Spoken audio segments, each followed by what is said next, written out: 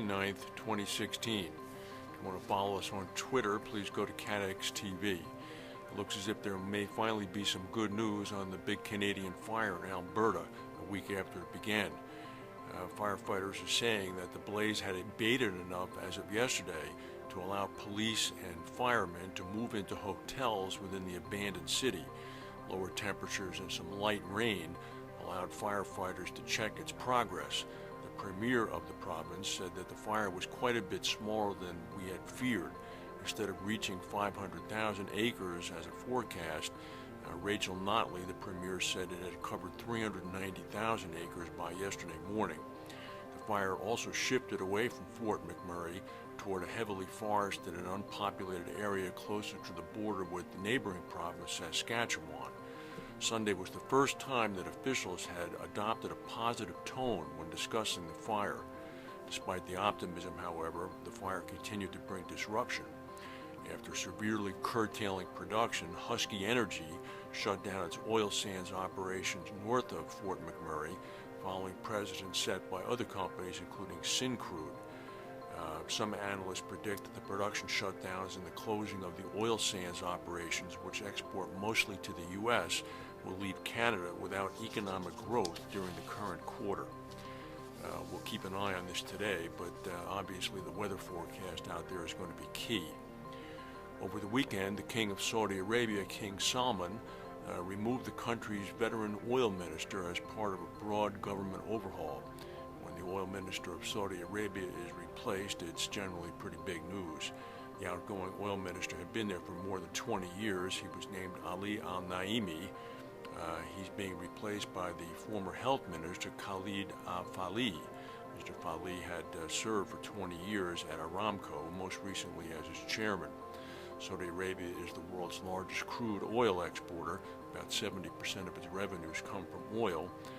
The government shakeup was announced in a royal decree. It sees a number of ministries merged and others, such as the Ministry of Electricity and Water, being scrapped altogether.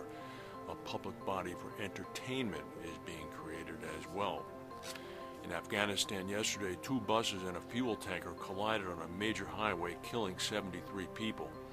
This occurred in Ghazni province on the main road linking the capital of Kabul to Kandahar.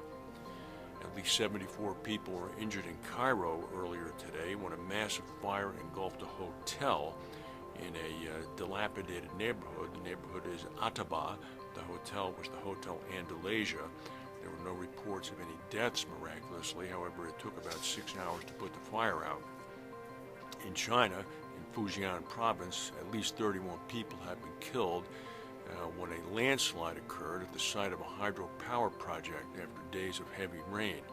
Some 3.5 million cubic feet of debris ended up coming down a mountainside that buried an office building and a living area for construction workers.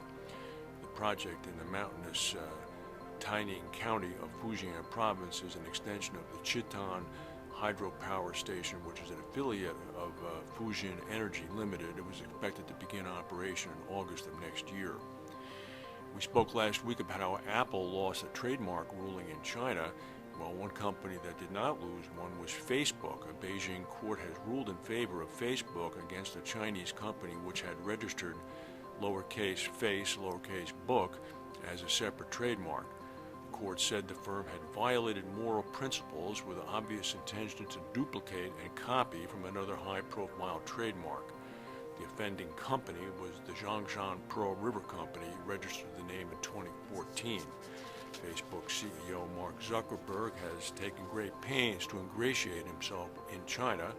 Although Facebook is currently blocked there, Mr. Zuckerberg has embarked on high-profile events such as speaking Mandarin in a open press conference at a local university in Beijing, as well as jogging in Beijing in the middle of very heavy smog conditions earlier this year. At 12 noon today, New York time, some 200,000 secret offshore entities will see their identities revealed when the International Journalists Organization posts the so-called Panama Papers, which are some 11.5 million documents that were pilfered cyber-wise from the Panamanian law firm of Mossack Fonseca.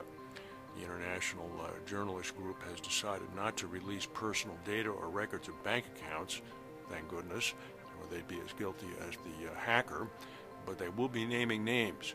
So at some point later this afternoon, you will begin to see bulletins crossing your emails as investigative journalists put together the threads and connect the dots.